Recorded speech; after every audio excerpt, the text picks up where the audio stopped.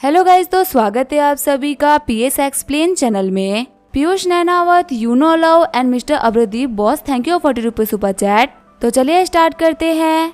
Last episode में हमने देखा था वेंजे को जियायू ने मैसेज किया होता है कि मैं तुमसे मिलने के लिए 1 बजे तुम्हारी कंपनी के नीचे आऊंगी, और वेंजे भी उससे मिलने के लिए हाँ बोल देता है। वेंजे सोच रहा होता है मैंने बहुत ही मेहनत करी थी जियायू को ये बात प्रूव करने के लिए कि मैं कोई लूजर नहीं हूँ, और फाइनली अब मैं उसके लिए वर्दी हो चुका हूँ।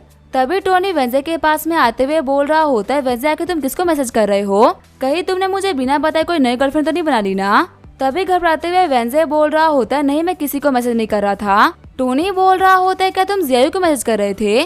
तभी शर्माते हुए वेंजे बोल रहा होता है, तुम्हें क्या पता चल गया कि मैं यहाँ पे जियायू को मैसेज कर रहा था? टोनी सोच रहा होता है, क्या इसको पूरी दुनिया के अंदर वही लड़की मिली थी? पहले तो इसके पास में ऑप्शन नहीं थे, लेकिन आखिर अब ये इसको क्यों चुन रहा है? टोनी बोल रहा होता है, वैसे तुम मेरे काफी अच्छे दोस्त हो और मैं तुम्हें ये बात कंसर्न से बोल रहा हूँ, इसी वजह से बुरा मत मानना। अब तुम पहले की तरह नहीं रहे, अब तुम काफी ज्यादा सक्सेसफुल इंसान बन चुके हो। यहाँ तक कि बड़ी बड़ी मैगजीन्स के ऊपर तुम फ्रंट पेज पे आ रहे हो। आखिर तुम उस लड़की जियायू के ऊपर अभी भी क्यों अटके हो? अगर मैं पर्सनली बोलूँ तो मुझे वो लड़की बिल्कुल ही पसंद नहीं है, और तुम्हारे लिए तो वो कहीं से भी सही नहीं है, क्योंकि तुम एक बहुत ही अच्छे इंसान हो। अभी की कंडीशन में तो तुम्हें कोई भी मिल जाएगी, तो आखिर तुम सेम लड़की के पीछे फिर से क्यों भाग रहे हो? वेंजे बोल रहा होता है, टोनी तुम मेरे भाई जैसा है, और तुझे पता है कुछ रिश्ते ऐसे होते हैं जिनको हम पैसे नहीं तोड़ सकते। देखा है तो हम सभी दोस्तों में तुम सबसे पहले अमीर हो गए, लेकिन फिर भी तुम हमें भूले नहीं ना, क्योंकि हमारे साथ में तुम्हारा एक इमोशनल ब्रदर्स वाला रिश्ता था। ऐसे ही मैं एक बहुत ही डीप बॉन्ड जियायू के साथ में शेयर करता हूँ। तुम्हें पता है, तुम्हें लग रहा होगा कि मैं जियायू को 6 महीने से डेट कर रहा हूँ, लेकिन ये स्टोरी अभी नहीं बल्कि फर्स्ट डे स्टार्ट हुई थी, जब मैंने लाइब्रेरी के अंदर पहली बार जियायू को देखा था। पता है उस दिन भी वो मुझसे मिलके मेरे ऊपर चिल्लाई ही थी। सच में जियायू एक बहुत ही गुस्से वाली लड़की है, लेकिन इसका मतलब ये नहीं है कि उसका दिल बुरा है, वो उतनी ही काइंड हार्टेड भी है। सबसे बड़ी बात, वो पैसे के पीछे तो नहीं भागने वाली, और ये बात मैं तुम्हें अपने पर्सनल एक्सपीरियंस से बता रहा हूँ। अभी से 6 महीने पहले मेरे पास में ना घर था ना ही गाड़ी थी, लेकिन फिर भी जियायू मेरे साथ में काफी खुशी खुशी रह रही थी। पता है उस टाइम उसके साथ में रहने में मुझे काफी ज्यादा शर्म आ रही थी, क्योंकि मैं उसे बिल्कुल भी अच्छी लाइफ नहीं दे पा रहा था। भले ही उसने मुझे 6 महीने बाद में जाके लूजर बोला, लेकिन मैं हमेशा खुद को लूजर ही फील करता था। तुम्हें पता है मुझे कितनी खुशी हो रही है कि अब मैं जियायू को वो लाइफ दे सकता हूँ जिसकी वो डिजर्व करती है। टोनी बोल रहा होता है, मेरे दोस्त तुम बिल्कुल सही बोल रहे हो। लाइफ में हमारे जो हर एक रिलेशन बनते हैं वो इमोशन से बनते हैं, और सच में हम उनको पैसे नहीं तोड़ सकते। इस बात से मैं तुम्हारे साथ में 100% एग्री करता हूँ, लेकिन रिस्पॉन्सिबिलिटी तुम्हारी अकेले की तो नहीं बनती ना। चाहे 6 महीने पहले की बात है या 6 महीने बाद की, उसने तुम्हें एक लूजर बोला है, और मेरा मानना है कि किसी के पास में ऐसा हक नहीं है जो कि तुम्हें लूजर बोल सके। टोनी सोच रहा होता है, वेंजे ने ऐसा जियायू को बताया है ना, वो बिल्कुल भी ऐसी नहीं है। रियलिटी में मुझे पता है कि जियायू कैसी लड़की है।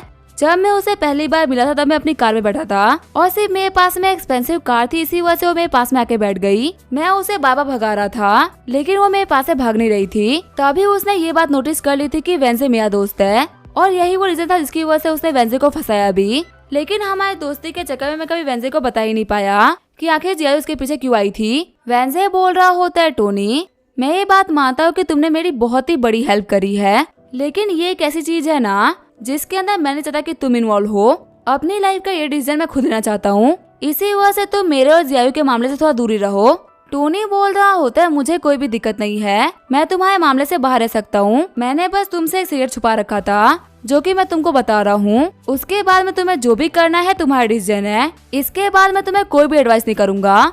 वेंजे टोनी की दी हुई फोटो को देखते हुए बोल रहा होता है, ये क्या चीज है? टोनी बोल रहा होता है, तुम दोनों के ब्रेकअप के बाद में मैंने जियायू के ऊपर नजर रखवाई थी। मैं बस देखना चाह रहा था कि आखिर वो लड़की ये सब गुस्से में बोल के गई है, या फिर सच में उसके बोलने का यही मतलब था। और मुझे जो पता चला ना वो सच में बहुत ही शॉकिंग है। तुमसे ब्रेकअप होने के बाद में अगले ही दिन जियायू एक नए लड़के के साथ में होटल गई थी, और तुम इतना समझदार हो ही कि तुम होटल जाने का मतलब समझ सकते हो, और अब वो तुम्हारे पास में वापस आ रही है। तो क्या तुम समझ नहीं पा रहे हो कि वो तुम्हारे पास में क्यों आ रही है? टोनी सोच रहा होता है, वेंजे मेरे दोस्त मुझे माफ करना, लेकिन जिस फेज को तुम अभी फेस कर रहे हो ना, मैंने वो फेज अपनी लाइफ में देख रखा है, और तुम्हारे दोस्त होने के नाते मैं तुम्हें बर्बाद होते हुए तो नहीं दे सकता। मुझे कैसे भी करके तुम्हें इस लड़की से बचाना ही पड़ेगा। इसी वजह से मैंने इस हास लड़की को तुम्हें बता दिया। जब टोनी बाहर आता तो जाओटियान बोल रहा होता है, बदर टोनी आखिर प्रेसिडेंट वेंजे को क्या हुआ? आखिर वो अकेले अंदर क्या कर रहे हैं? टोनी बोल रहा होता है, थोड़ी देर के लिए वेंजे को सभी लोग अकेला छोड़ दो, उसे एक सही डिसीजन लेने के लिए थोड़ा टाइम चाहिए। वही कमरे के अंदर वेंजे रोते हुए सोच रहा होता है, मुझे लगा था कि तूने ये सारी बातें मुझे सिर्फ आगे बढ़ाने के लिए बोली थी, पर मुझे नहीं पता कि तुम सच में इन सारी बातों को लेके मीन करती हो। जियायू आखिर तुमने हमसे झूठ क्यों बोला? क्या तुम्हें लगता है कि मैं कोई बेवकूफ हूँ? तुम्हारी वजह से मैंने अपने भाई से दोस्त से भी इतनी रूडली बात करी। मैं तुम्हें कभी माफ नहीं कर सकता। तुमने मेरे साथ में बहुत ही बुरा किया है। आगे हमें अगले दिन स्टार्क फार्मास्यूटिकल का सीन दिखाया जाता है। कॉल करते हुए ल्यू वेंजे बोल रहा होता है, ब्रदर टोनी क्या तुम मेरे ऊपर एक फेवर कर सकते हो? मुझे जियायू से बदल लेना है। मैं उसके साथ में कुछ ऐसा करना चाहता हूँ ना जिसकी वजह से वो लाइफ टाइम रिग्रेट करे। टोनी बोल रहा होता है, ठीक है, इसमें कोई भी दिक्कत नहीं है।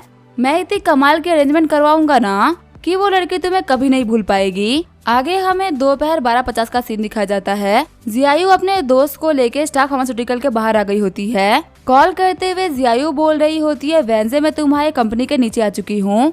तभी वेंजे ठीक है बोल के कॉल काट देता है। जियायू सोच रही होती है, क्या वेंजे ने कॉल काट दिया? उसने बहुत ही जल्दी फोन नहीं काट दिया। जियायू की दोस्त बोल रही होती है, जियायू प्लीज शांत हो जाओ। अगर तुम्हें ये लग रहा है ना कि ये वेंजे वही वेंजे है जो कि हुआ करता था, तो तुम्हें बिल्कुल ही गलत लग रहा है।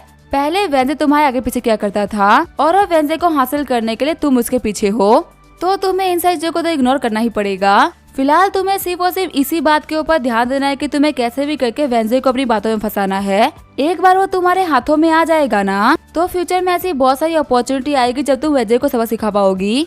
फिर जब वो लोग कंपनी के अंदर एंटर कर रहे होते तभी गार्ड बोल रहा होता है, मैम प्लीज आप रुक जाइए, आप कंपनी में एंटर नहीं कर सकती। चिढ़ते हुए जियायू की फ्रेंड बोल रही होती है, क्या हम एंटर नहीं कर सकते? कहीं तुम अंधे तो नहीं हो गए ना? ये जो मेरे साथ में लड़की है लू वेंजे की फियोंसे है और तुम अपने कंपनी के प्रेसिडेंट की फियोंसे को रोक रहे हो। अगर तुम हमें अभी कभी जाने नहीं दोगे ना तो हम वेंजे को कॉल कर देंगे। सिक्योरिटी गार्ड बोल रहा होता है, क्या तुम फियोंसे हो? आखिर तुम क्या फालतू बातें कर रही हो? पूरी कंपनी में सभी को पता है कि हमारे प्रेसिडेंट सिंगल है और जितना बड़ा उनका स्टेटस है ना, वो तुम ऐसे नॉर्मल लड़कियों क्यों पटाएंगे? देखो तुम मेरा टाइम वेस्ट मत करो, यहाँ से चली जाओ। मुझे बेवकूफ बनाना इतना भी आसान नहीं है। जियायू की दोस्त बोल रही होती है, आखिर इस बंदे की हिम्मत कैसे हुई हमसे ऐसे बात करने की? हम जिस कंपनी के प्रेसिडेंट से मिलने के लिए आए हैं ये उस कंपनी का सिक्योरिटी गार्ड है। जियायू तुम एक बार वेंजे को कॉल करो ताकि वो इस बंदे को बताए कि हम लोग कौन है। कॉल करते हुए जियायू बोल रही होती है, वेंजे हम तुम्हारी कंपनी के बाहर आए हुए हैं और जब हम कंपनी के अंदर एंटर कर रहे थे ना तभी एक सिक्योरिटी गार्ड ने हम लोग को रोक दिया। हमने उससे बोला कि हम तुमसे मिलने के लिए आए हैं, लेकिन फिर भी वो हम लोग को कंपनी में एंटर नहीं करने दे रहा। क्या तुम इससे एक बार बोल दोगे कि हमें ये एंटर करने दे? तभी वेंजे बोल रहा होता है, ठीक है मैं 2 मिनट में आ रहा हूँ। ये बोलते हुए वेंजे कॉल काट देता है। चिढ़ते हुए जियायू सोच रही होती है, कहीं ये पागल तो नहीं हो गया ना? आखिर ये बाबा मेरा कॉल कैसे काट सकता है? लू वेंजे तुम यहाँ पे बहुत ही बोल्डली एक्ट कर रहे हो। पैसा होने का मतलब ये नहीं है कि मैं तुम्हारे सामने झुके रहूंगी। आज जबकि मैं तुमसे नीचे हूँ, मुझे तुम्हें पटाना है, इसी वजह से मैं थोड़ा सा दबके रहूंगी। लेकिन जब तुम मेरे हाथ में आओगे तो मैं तुम्हें फिर से वही वेंजे बना दूंगी जो कि तुम हमेशा से हुआ करते थे। तुम मेरे आसपास में घूमने वाले डॉग हो और कुछ भी नहीं। जियायू की दोस्त गार्ड से बोल रही होती है, तुम देखते रहो, मेरी दोस्त ने तुम्हारे बॉस को कॉल किया था। तुम छोटे मोटे सिक्योरिटी गार्ड, तुम्हारी इतनी हिम्मत हो गई कि तुम हमें रोकोगे? बस तुम यहाँ पे 2 मिनट रुको, अभी तुम्हारी जॉब छूटने वाली है। जब वेंजे तुमको सभी लोगों के सामने डांट के कंपनी से बाहर करेगा ना तब तुम्हें समझ में आएगा कि तुम्हें किसके सामने कैसा बिहेव करना चाहिए। सिक्योरिटी गार्ड बोल रहा होता है, मैम आप क्यों बिना किसी बात के मेरा टाइम वेस्ट कर रही हैं? जियायू सोच रही होती है, पक्का से वेंजे किसी काम में फंसा होगा, इसी वजह से उसे आने में टाइम लग रहा है। मैं श्योर हूँ कि वेंजे के अंदर मुझे लेके फीलिंग्स तो बाकी है। हो सकता है वो मुझे टेस्ट कर रहा हो कि अगर वो टाइम लगाता है तो मैं यहाँ पे रुकती हूँ कि नहीं रुकती उसके लिए। पर मुझे पता कि अगर मैंने उसके इस टेस्ट को पास कर लिया तो मैं उसे कंट्रोल कर पाऊंगी और उसके बाद में मेरी लाइफ बहुत ही कमाल की होने वाली है। तो पूरी लाइफ को अच्छा बनाने के लिए मैं आज थोड़ी सी दिक्कतें तो देख ही सकती हूँ। वेंजे तुम्हें आज के लिए जितना भी एरोगेंट बनना है ना तुम बन लो, लेकिन मैं तुम्हें प्रॉमिस कर रही हूँ कि तुम्हें फ्यूचर में हर एक चीज का हिसाब देना होगा। जब मैं तुम्हारी पूरी प्रॉपर्टी को अपने नाम पे करके तुम्हें रोड पे लेके आऊंगी ना तब देखेंगे कि तुम्हारे साथ में क्या होता है। लेकिन अभी मुझे यहाँ पे नेगेटिव चीजों के बारे में नहीं सोचना चाहिए। मैं यहाँ पे सिर्फ और सिर्फ आज वेट कर रही हूँ ताकि मुझे एक लग्जरी लाइफ मिल जाए। आगे हमें आधे घंटे बाद का सीन दिखाया जाता है। धूप में खड़े खड़े जियायू और उसकी दोस्त की हालत काफी ज्यादा खराब हो गई होती है। जियायू की दोस्त बोल रही होती है, मुझे लगा था कि अगर मैं तुम्हारे साथ में आऊंगी तो मेरी वेंजे से पहचान काफी अच्छी हो जाएगी, लेकिन मुझे लग रहा है कि मैंने यहाँ पे आके बहुत ही बड़ी गलती कर दी है। जियायू बोल रही होती है, लाइफ में कुछ बड़ा अचीव करने के लिए हमें लाइफ में दिक्कतों को फेस करना ही पड़ता है। तभी वो साइड से देखते हैं कि बहुत सारी लग्जरी कार्स उनकी तरफ आ रही होती है। जियायू सोच रही होती है जो कार सारी है ना यहाँ पे, उन सभी की कीमत कम से कम 10 मिलियन है। लगता है इन्हीं में से किसी के अंदर वेंजे बैठा होगा। तभी कार्स के अंदर से सभी लोग उतरते हुए बोल रहे होते हैं जल्दी चलो, प्रेसिडेंट वेंजे आते ही होंगे। अगर वो आ गए और हम उनका वेलकम करने के लिए नहीं आए तो उनको कैसा लगेगा। तभी एक बंदा बोल रहा होता है देखो प्रेसिडेंट वेंजे का हेलीकॉप्टर आ रहा है। तभी हेलीकॉप्टर से अंदर वेंजे अपने 4 सेक्रेटरी के साथ में बाहर निकलता है। हम देखते हैं वेंजे ने अपने कपड़े से लेके हेयर स्टाइल सब कुछ को चेंज कर लिया होता है। जियायू बोल रही होती है क्या ये वेंजे है? मैंने पहले कभी नोटिस नहीं किया था कि ये इतना हैंडसम है और मुझे लगा था कि इन कार वाले बंदों में से कोई एक वेंजे होगा, लेकिन यहाँ पे तो ये सारे कार वाले बंदे वेंजे को ग्रीट कर रहे हैं। और जिस हेलीकॉप्टर से अब ये उतरा है ना, इसकी कीमत कम से कम 150 मिलियन है। वेंजे के साथ में रह के मेरी लाइफ कितनी अच्छी होने वाली है ना। मुझे अपने किए गए वेट के ऊपर बिल्कुल भी रिग्रेट नहीं है। जियायू की दोस्त बोल रही होती है जियायू तुम्हारा बॉयफ्रेंड तो बहुत ही हैंडसम है। मुझे तो तुमसे काफी ज्यादा जेलसी फील हो रही है कि तुम्हें एक ऐसा प्रेसिडेंट मिल गया जो कि बहुत ही हैंडसम है। कंपनी के सारे बंदे झुकते हुए बोल रहे होते हैं मिस्टर वेंजे आपका स्वागत है। तभी वेंजे जियायू के पास में आते हुए बोल रहा होता है मुझे फटाफट से बताओ कि तुम्हें क्या काम था, क्योंकि मैं बहुत ही बिजी हूँ। तभी जियायू आगे बढ़ते हुए वेंजे को गले लगा लेती है। जियायू बोल रही होती है वेंजे प्लीज मुझे माफ कर दो, मैंने उस दिन बहुत ही बड़ी गलती कर दी थी, प्लीज तुम मुझे उस गलती के लिए एक बार माफ कर दो। मैं जेन्युइनली तुम्हारी काफी ज्यादा केयर करती हूँ और मैंने तुम्हें एक बार वो सब कुछ बोल दिया, इसका मतलब ये थोड़ी ना है कि मैं कोई बुरी लड़की हूँ। चलो हम लोग साथ में आ जाते हैं, क्योंकि अगर हम फिर से साथ में नहीं हुए ना तो मैं जिंदा नहीं रह पाऊंगी। ये बोलते हुए जियायू वहाँ पे रोने लगती है। जियायू सोच रही होती है वेंजे की सबसे बड़ी दिक्कत ये है कि वो बहुत ही नरम दिल का इंसान है। अगर मैं एक बार यहाँ पे रोना स्टार्ट कर दूंगी ना तो ये मेरे किसी भी बात को हंसते हंसते मान लेगा, और भले ही अभी रूड बनने की कितनी एक्टिंग क्यों ना कर रहा हो, लेकिन ये फिर से अपने कैरेक्टर में आ जाएगा। तभी वेंजे जियायू को दूर करते हुए बोल रहा होता है मिस जियायू आप प्लीज थोड़ा सा खुद के लिए रिस्पेक्ट शो करिए। मैं आपसे यहाँ पे बात करो इसका मतलब ये थोड़ी ना है कि आप मुझे चिपकना स्टार्ट कर देंगी। आप एक लेडी है इसका मतलब ये थोड़ी ना है कि आप कैसे भी किसी के साथ बिहेव करेंगी। शॉक्ड होते हुए जियायू बोल रही होती है वेंजे आके तुम्हें क्या बोल रहे हो, मैंने किसी और को हक थोड़ी ना किया है, मैं तो तुम्हें ही हक कर रही थी ना। वेंजे बोल रहा होता है मैंने तुम्हें यहाँ पे जो क्लियर करने के लिए बुलाया है। सबसे पहली बात आज के बाद मुझसे मिलने के लिए कभी मत आना। तुम्हारे और मेरे बीच में जो भी कुछ था वो उसी दिन खत्म हो गया था, और अब से मेरे साथ में ऐसा बिहेव करना जैसे कि हम कभी मिले ही नहीं थे। वो टाइम मेरे लाइफ का सबसे बेकार टाइम था जबकि मैं तुमसे मिला, और तुम्हें देखने के बाद में मुझे वही बेकार टाइम याद आता है। तुम्हारे और मेरे लिए यही बेटर है कि हम दोनों कभी ना मिले। जियायू बोल रही होती है वेंजे मैंने तो सुना था कि लोग चेंज होते हैं, लेकिन आज मैंने अपने आंखों के सामने देख भी लिया। तुम वही इंसान हो जिसे कि मुझे प्रॉमिस किया था कि तुम लाइफ टाइम मेरा ख्याल रखोगे। भले ही तुम्हारे पास में पहले पैसे नहीं थे, लेकिन तुम्हारा दिल बहुत ही बड़ा था। पर वो बोलते हैं ना कि हर एक इंसान अपनी असलियत पहचानने के बाद ही दिखाता है। तुम्हारे पास में पैसे नहीं थे और मैं तुम्हारी उम्मीद से बेटर थी, इसी वजह से तुम मेरे साथ में थे। पर अमीर होने के बाद में तुम मेरी तरफ देख तक नहीं रहे हो। तुम सारे लड़के कचरा, घटिया और बीस्ट होते हो। शायद मैं अंधी हो गई थी, इसी वजह से मैं तुम्हारे से बेकार इंसान के साथ में 6 महीने तक रही। अगर मुझे तुम्हारे कैरेक्टर के बारे में पहले से पता होता ना तो मैं तुम्हारे साथ में एक पल भी नहीं रहती। ये कैसा बिहेवियर है किसी को 1 घंटा तक वेट करा के उसके साथ में ऐसे बात तक न करना। मैं तुम्हें बोल रही हूँ कि तुम्हारे पास में कितना ही पैसा क्यों ना हो, लेकिन तुम आज भी उतने ही घटिया जितने की हुआ करते थे।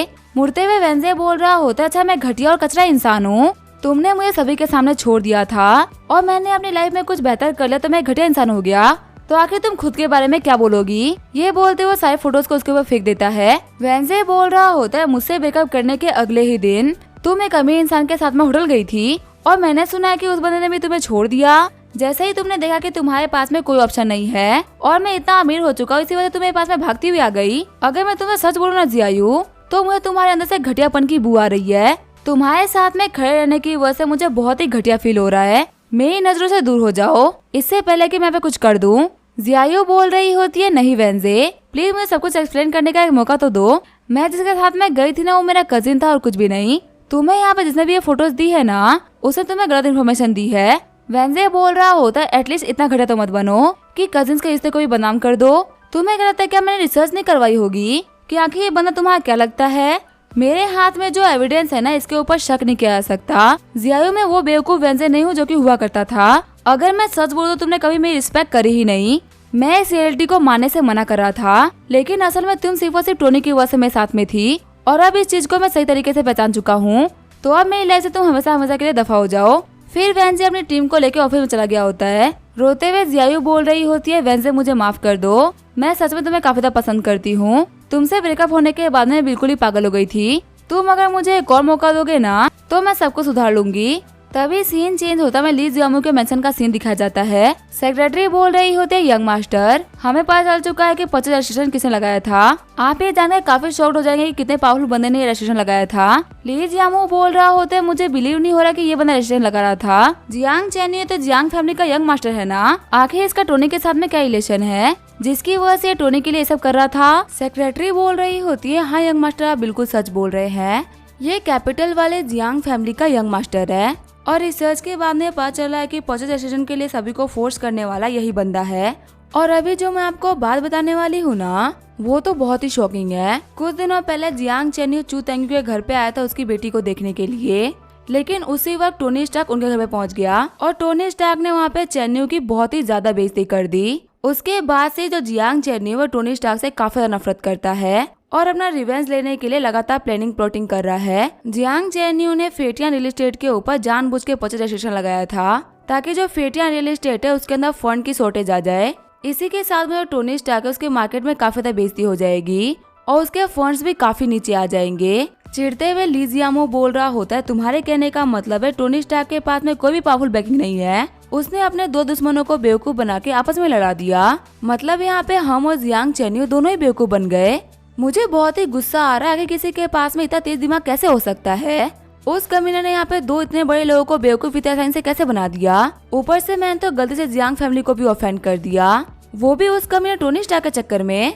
तुम फटाफट से जाओ और यंग मास्टर जियांग को कांटेक्ट करो, हमें उनको बताना पड़ेगा कि अभी जो भी कुछ हुआ वो सिर्फ गलतफहमी थी। यहाँ पे हम दोनों का ही टोनी स्टार्क ने यूज करा है। अगर हम दोनों यहाँ पे अपनी पावर मिला लेते हैं तो फिर टोनी स्टार्क को खत्म करना बहुत ही आसान हो जाएगा। आखिर तुम यहाँ पे खड़ी क्या हो, जल्दी जाओ, जल्दी जाके जियांग चेनी को कांटेक्ट करो। टोनी स्टार्क अभी काफी ज्यादा खुश हो रहा होगा कि हम लोग बेवकूफ बन चुके हैं, लेकिन अगर हम लोगों ने उसके प्लान को समझ के उसके ऊपर पलटवार कर दिया तो ये हमारे लिए काफी ज्यादा फायदेमंद हो सकता है। तभी जो सेक्रेटरी होती है वहाँ पे कुछ भी नहीं बोल रही होती। सेक्रेटरी बोल रही होती है, यंग मास्टर अभी आपने जो पेपर्स फाड़े हैं ना उसके अंदर जियांग चेनी की कॉन्टेक्ट इन्फॉर्मेशन और बाकी सारी चीजें लिखी हुई थी और इसी को निकलवाने में मुझे 5 दिन लग गए थे, लेकिन अब आपने इसको फाड़ दिया तो मुझे कम से कम 4-5 दिन और लग जाएंगे। सीन चेंज होता है, हमें किन युवान कम्युनिटी का सीन दिखाया जाता है। हम देखते हैं टोनी के अपार्टमेंट वाले घर पे निया आई होती है। टोनी बोलता है, निया तुम यहाँ पे क्या कर रही हो और तुम्हें कैसे पता चला कि मैं यहाँ पे होऊंगा। निया बोल रही होती है, मुझे ऐसा फील हुआ था कि शायद से आप घर पे होंगे और आपको पता है मैंने कल ही यूट्यूब पे देख के एक नई डिश बनाना सीखा है, अगर मैं आपके लिए वो बनाऊंगी तो आपको पक्का से वो बहुत ही पसंद आएगा। टोनी बोल रहा होता है, निया तुम मेरे घर की कोई मेड नहीं हो जो कि तुम सुबह आके मेरे लिए खाना बना देती हो और शाम को आके मेरे झाड़ू लगा देती हो, तुम्हें मेरे लिए ये सब करने की कोई भी जरूरत नहीं है। अगर तुम मेरे दिए हुए उन पैसों की वजह से सब कर रही हो ना तो तुमने उसके बदले में मुझे ये घर दे दिया है और मुझे कुछ भी नहीं चाहिए। निया बोल रही होती है, नहीं पता टोनी ऐसी बात नहीं है, आपके लिए सारा काम करने में मुझे बहुत ही अच्छा लगता है और वैसे भी कौन सा आप मुझे सारा काम करने के लिए बोलते हैं, मैं तो ये सारा काम अपनी मर्जी से करती हूँ ना। और अगर आपको याद होगा तो आपने मुझे 5 मिलियन दिए थे, वही जो मैंने आपको ये घर दिया है ना ये सिर्फ और सिर्फ 3 मिलियन का ही है। अभी भी मेरे ऊपर आपके 2 मिलियन उधार है और उसको चुकाने के लिए मेरे पास में पैसे तो है नहीं और मुझे पता है कि आप मुझसे पैसे लेंगे भी नहीं, इसी वजह से मैं कम से कम आपके लिए कुकिंग करके खुद को सेटिस्फाई तो कर सकती हूँ ना। टोनी सोच रहा होता है, सच में निया तो बहुत ही अच्छी लड़की है, अभी तक में मैंने सबसे कम निया के लिए कुछ भी किया है और फिर भी ये लड़की हमेशा मेरा इतना केयर करती है। मैंने शायद से बाकी को बिलियंस डॉलर दे रखा है, लेकिन शायद से उन सारी लड़कियों को इतना फर्क नहीं पड़ता जितना कि निया को पड़ता है। फिर टोनी बोलता है, निया एक काम करो, काम को साइड में रखो, मेरे पास में आओ, मुझे तुम्हें कुछ देना था। तभी निया टोनी के पास में आते हुए बोल रही होती है, ऐसी कौन सी चीजें जो कि आप मुझे देना चाहते हैं, और जब मैं घर में आई थी तो आपके हाथ में तो कुछ भी नहीं था। तभी टोनी अपने हाथ को निया के सर के ऊपर रख देता है। शर्माते हुए निया सोच रही होती है, बट टोनी ने अपने हाथ को मेरे सर के ऊपर रखा है, आखिर यहाँ पे क्या करना चाहते हैं। अगर ये कुछ भी करने के लिए बोलेंगे तो मैं उसके लिए कभी भी मना नहीं करूंगी। लगता है मेरे आज तक की करी हुई सारी मेहनत काम आ रही है, आज मुझे बदर टोनी एक बहुत ही बड़ी अपॉर्चुनिटी देंगे। वही टोनी सोच रहा होता है, निया जो मैं तुम्हें गिफ्ट देने वाला हूँ ना वो बहुत ही कमाल का होने वाला है, चाहे तुम कितने ही पैसे क्यों ना खर्च कर लो तुम ये गिफ्ट नहीं खरीद सकती। फिर सिस्टम बता रहा होता है, निया का अपीयरेंस है 7.9 और उसकी फिजिक है 8.5, साथ ही उसका हेल्थ है 7.6। अगर सारी चीजों को मिला दिया जाए तो निया एक टॉप की ब्यूटी है। निया सोच रही होती है, आंखें बदर टोनी ये क्या कर रहे हैं, मुझे यहाँ पे कुछ भी समझ में नहीं आ रहा। सिस्टम बता रहा होता है, अभी आपके पास में 269 स्ट्रगनिंग पॉइंट है, क्या आप अपने 10 पॉइंट का यूज करते हुए निया के अपीयरेंस को और बेटर करना चाहेंगे? टोनी को याद आ रहा होता है कैसे निया उसके लिए पहली बार उसकी पिक्चर बना के लेके आई थी। फिर निया ने ये भी बोला था कि टोनी मैं तुम्हारे लिए काफी मेहनत करूंगी ताकि मैं तुम्हारे लायक बन सकूं। और फिर जब भी टोनी घर पे आता है निया हमेशा उसके लिए खाना बना के रखती है। टोनी बोल रहा होता है निया मेरे को तुम्हारे साथ में जितनी भी यादें याद है ना वो सभी तो बहुत ही कमाल की है और इन यादों के बदले में मैं तुम्हारे अपीयरेंस को बढ़ा रहा हूँ। सिस्टम बता रहा होता है होस्ट अपने टारगेट की एबिलिटी को सिर्फ और सिर्फ एक ही बार स्ट्रेंथनिंग कर सकता है और अगर होस्ट को दूसरी बार भी किसी को स्ट्रेंथनिंग करना है ना तो उस टारगेट की अफेक्शन एटलीस्ट 100 पॉइंट क्रॉस होनी चाहिए। टोनी निया के सर के ऊपर हथौड़ा मारते हुए बोल रहा होता है सिस्टम निया की अपीयरेंस को अपग्रेड कर दो। हम देखते हैं टोनी के हथौड़े की वजह से निया थोड़ी देर के लिए बेहोश हो गई होती है। तभी जो उसकी फेस और बॉडी होती है वो चेंज होना स्टार्ट हो जाती है और अब निया का फेस काफी ज्यादा चेंज हो गया होता है। सिस्टम बता रहा होता है अब निया की अपीयरेंस है 8.8, फिजिक है 9 और हेल्थ है 9.9। अब निया एक टॉप नॉच की ब्यूटी बन चुकी है और उसकी हेल्थ बहुत ही कमाल की हो गई है। आंखें खोलते हुए निया बोल रही होती है ब्रदर टोनी आखिर आप ये सब क्या कर रहे हो? टोनी सोच रहा होता है अब मैं इसको कैसे समझाऊं कि मैं इसके अपीयरेंस को चेंज कर रहा था। निया सोच रही होती है शायद ब्रदर टोनी मुझे किस करने वाले हैं। टोनी बोल रहा होता है वैसे अब मुझे और कुछ नहीं कहना, तुम अपना काम जाके कर सकती हो। साथ ही टोनी सोच रहा होता है मुझे लगा नहीं था कि स्ट्रेंथनिंग पॉइंट देने की वजह से मेरी हालत इतनी खराब हो जाएगी। मुझे अभी काफी थकान फील हो रही है, यहाँ तक कि मुझे खड़ा होने का भी मन नहीं कर रहा। मैं जाके थोड़ी देर के लिए सो लेता हूँ। वही निया सोच रही होती है ब्रदर टोनी कभी कभी काफी अजीब हो जाते हैं। ब्रदर टोनी को समझना कि आखिर वो कब क्या चाहते हैं ये बहुत ही मुश्किल है। काश मैं थोड़ी सी और खूबसूरत होती जिससे कि मैं ब्रदर टोनी को फंसा पाती, क्योंकि ब्रदर टोनी के पास में जाओकी और स्कारलेट है जो कि हमारी यूनिवर्सिटी के सबसे टॉप नॉच की ब्यूटीज है। अगर मैं उन लोगों के सामने बात करूँ तो मैं सिर्फ और सिर्फ एक नॉर्मल ब्यूटी हूँ जो कि सिर्फ एक उम्मीद के चक्कर में यहाँ पे मेहनत कर रही है। सीन चेंज होता है, हमें वुडन यूनिवर्सिटी का सीन दिखाया जाता है। रास्ते में चलते हुए निया सोच रही होती है आखिर ब्रदर टोनी के लिए और क्या कर सकती हूँ।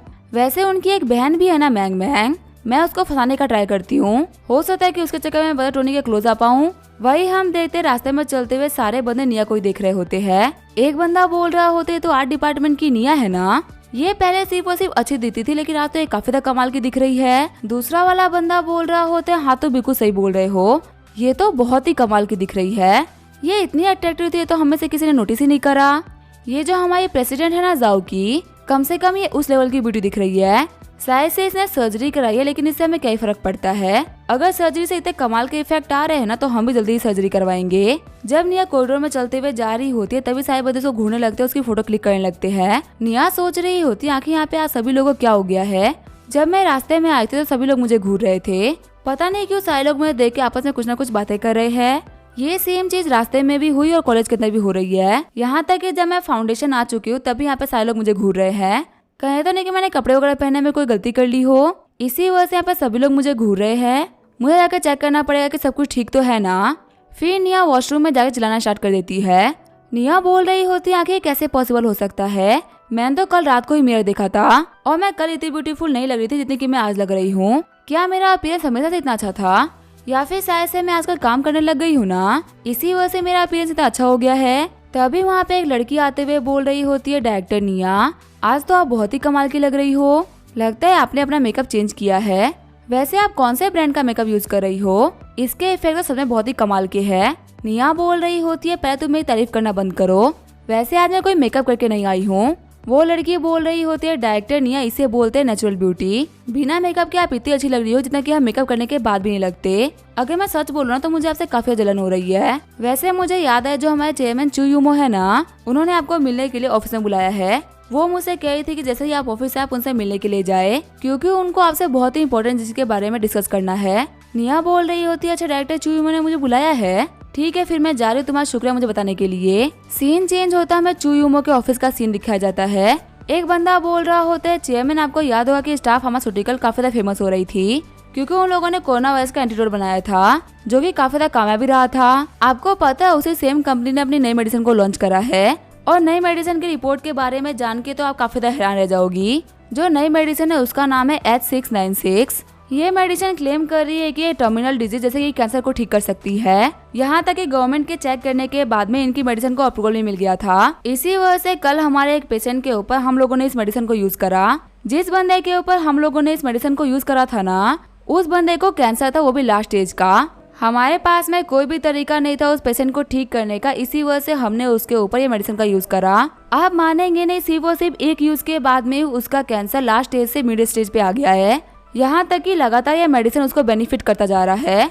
शायद से 2-3 डोज के बाद में उसका जो कैंसर वो पूरी तरीके से रिवर्स कर जाएगा। हमारे जितने भी डॉक्टर्स है वो काफी ज्यादा हैरान हो चुके हैं इसके इफेक्ट को देख के। यहाँ तक कि हमारे डॉक्टर्स ने ये भी बोला है कि हमारे पास में जितना भी मेडिसिन आ सकता है ना, उतना ये हमारे लिए काफी अच्छा होगा। इससे जल्दी हमारे हॉस्पिटल में लोगों का इलाज हो पाएगा और हमारे यहाँ के बेड्स भरेंगे भी नहीं।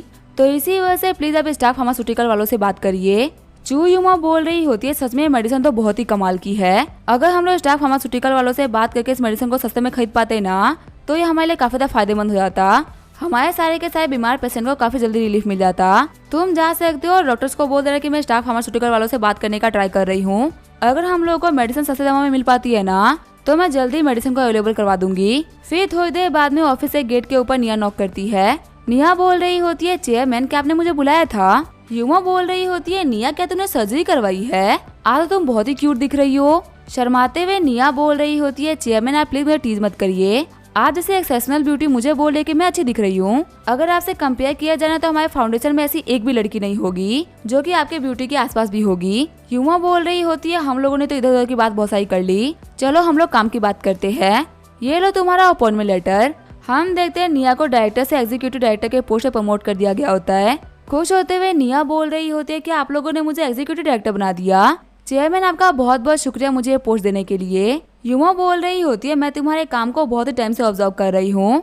लोगों से डील करने में और अपना काम निकलवाने में तुम्हारी स्किल्स बहुत ही कमाल की है। अगर तुम एग्जीक्यूटिव डायरेक्टर के पोस्ट पे आती हो ना, तो तुम हमको रिप्रेजेंट करने के लिए किसी भी कंपनी से बात करने के लिए आगे जाओगी। मुझे डेफिनेटली लगता है कि तुमसे बेहतर ये काम कोई भी नहीं कर सकता। निया, मुझे तुम्हारे पोटेंशियल के ऊपर पूरा भरोसा है और मैं तुम्हें इस पोस्ट के साथ में बहुत ही इंपॉर्टेंट टास्क दे रही हूँ, जो कि हमारे फाउंडेशन के लिए बहुत ही इंपॉर्टेंट है।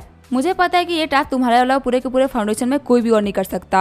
खुश होते हुए निया बोल रही होती है, चेयरमैन प्लीज मुझे बताइए आखिर वो कौन सा काम है, मैं उस काम को करने के लिए मैं पूरा 100% दूंगी। युमा बोल रही होती है, मैं चाहती हूँ कि तुम स्टाफ फार्मास्यूटिकल के प्रेसिडेंट लू वेंजे से मिलो। फिलहाल उनकी कंपनी ने एक नई मेडिसिन को लॉन्च किया है जिसका नाम है H696। तुम उनसे बात करो और कैसे भी करके उनकी मेडिसिन की प्राइस को थोड़ा नीचे लेके आओ। तुम्हें तो पता ही है कि हम एक फाउंडेशन है जो कि लोगों की भलाई के लिए काम करते हैं और हमारे फाउंडेशन में सिर्फ और सिर्फ टोनी के पैसे लगे हुए हैं। तो इसी वजह से अगर हम इस पैसे को संभाल के यूज करें तो ये हमारे लिए काफी अच्छा रहेगा। और तुम ये भी ट्राई करना कि जो स्टाफ फार्मास्यूटिकल वाले हैं ना, वो हम लोगों को कुछ मेडिसिन तो डोनेट कर दे। ये भी हमारे लोगों के लिए काफी अच्छा होगा क्योंकि वो लोग हमारे लोगों की हेल्प कर सकते हैं। निया बोल रही होती है, क्या स्टाफ फार्मास्यूटिकल? आपको पता है मैं प्रेसिडेंट लू वेंजे को जानती हूँ और मेरे लिए तो ये काम करना बहुत ही ईजी होगा। युमा बोल रही होती है, क्या तुम लू वेंजे को जानती हो? निया बोल रही होती है, शायद से आपको पता नहीं है कि टोनी और लू वेंजे काफी अच्छे दोस्त है और मैं लू वेंजे से मिल रखी हूँ। एक बार जो प्रेसिडेंट लू वेंजे थे ना, वो काफी ज्यादा दिक्कत में थे। इसी वजह से मुझे टोनी ने बोला था कि मैं उनकी गर्लफ्रेंड बनने की एक्टिंग करूँ ताकि हम उनकी एक्स गर्लफ्रेंड को सबक सिखा सके। उस दिन मैंने उनकी काफी हेल्प करी थी, इसी वजह से मुझे पक्का भरोसा है कि वो हमारी हेल्प जरूर करेंगे। युमा बोल रही होती है, इसका मतलब स्टाफ फार्मास्यूटिकल और टोनी के बीच में बहुत ही गहरा रिलेशन है। हमें मेडिसिन पाने में काफी आसानी होगी क्योंकि ये कंपनी तो टोनी की दोस्त की ही है। निया बोल रही होती है, प्रेसिडेंट आखिर आप कैसी बातें कर रही हो? क्या आपने कंपनी का नाम सही से नहीं सुना है? इसका नाम है स्टाफ फार्मास्यूटिकल। ये कंपनी और किसी की नहीं बल्कि बदर टोनी की है और उन्होंने वेंजे को तो प्रेसिडेंट के तौर पे अपॉइंट कर रखा है। जहाँ तक मुझे याद है शायद से इस कंपनी के 50% शेयर बदर टोनी के पास में है, तो इस वजह से पूरे कंपनी के ओनर तो बदर टोनी हुए ना। शॉक्ड होते हुए युमा बोल रही होती है, क्या इस कंपनी का ओनर टोनी है? युमा सोच रही होती है, जियांग चेन्नई वाले इंसिडेंट के बाद से टोनी मेरा कॉल नहीं उठा रहा और अब जाके मुझे पता चल रहा है कि स्टाफ फार्मास्यूटिकल के पीछे का ओनर टोनी है। वो दुनिया को दिखा रहा है कि वो बहुत ही बड़ी चैरिटी कर रहा है, लेकिन इसी फार्मा इंडस्ट्री का यूज करते हुए बहुत सारे पैसे बना रहा है। वो और कुछ नहीं करो, अपने कुछ फंड्स को शिफ्ट करके काफी ज्यादा महान बन रहा है। उसको फार्मा की फील्ड के अंदर कदम रखना था, इसी वजह से उसने हॉस्पिटल खोल के चैरिटी का बहाना करा। और सबसे बेकार बात तो ये है कि उसने इन सारी चीजों के बारे में मुझे बताना जरूरी भी नहीं समझा। जब मैंने टोनी को कॉल करके बोला था कि जियांग चेन्नई से फाइट मत लो, तब से वो मेरे ऊपर भी काफी ज्यादा गुस्सा हो गया। ये जानने के बावजूद भी कि वो मुझसे नाराज है, मैं उसे फाउंडेशन को संभाल रही थी। यहाँ तक कि मैं फंड्स को काफी मेहनत करके चल रही थी ताकि सारा काम भी हो जाए और किसी को कोई दिक्कत भी ना आए। फिर युमा बोल रही होती है, निया फाइनेंस डिपार्टमेंट वालों को इन्फॉर्म कर दो कि सारे एम्प्लॉय की सैलरी को 3000 युआन से बढ़ाया जा रहा है और जो लोग काफी अच्छा काम कर रहे हैं ना, उन लोगों की सैलरी को 5000 युआन बढ़ा दो। तुम्हारी सैलरी भी मैं पहले से 8000 युआन बढ़ा रही हूँ और हमारे मेडिकल फील्ड के अंदर जितने भी स्टाफ काम कर रहे हैं ना, उन सभी की सैलरी को डबल कर दो। और जितने भी बंदे हमारे पास माइनर डिजीज को लेके भी आ रहे हैं ना, उन सभी को भी एक्सेप्ट कर लो। जिन चीजों के पीछे हम लोग काफी सोच समझ के कम खर्चा कर रहे थे, उन सभी चीजों के पीछे डबल खर्चा करना स्टार्ट कर दो। यूमो सोच रही होती है ट्वेन तुम्हें लोगों से पैसा कमाया है ना, और वो सारा का सारा पैसा लोगों में वापस जाएगा। तुम एक बहुत ही बुरे इंसान जो कि सिर्फ पैसा कमाना जानता है, लेकिन तुम्हें नहीं पता तुम्हारे उल्टी जाने के बाद मैं लोगों को तुम्हारे पैसे बेनिफिट दूंगी। देखते हैं तुम कब तक परेशान होकर मुझे कॉल नहीं करते। अब इसके आगे क्या होगा वो हम देंगे नेक्स्ट एपिसोड में। तब तक के लिए वीडियो देखने के लिए थैंक यू।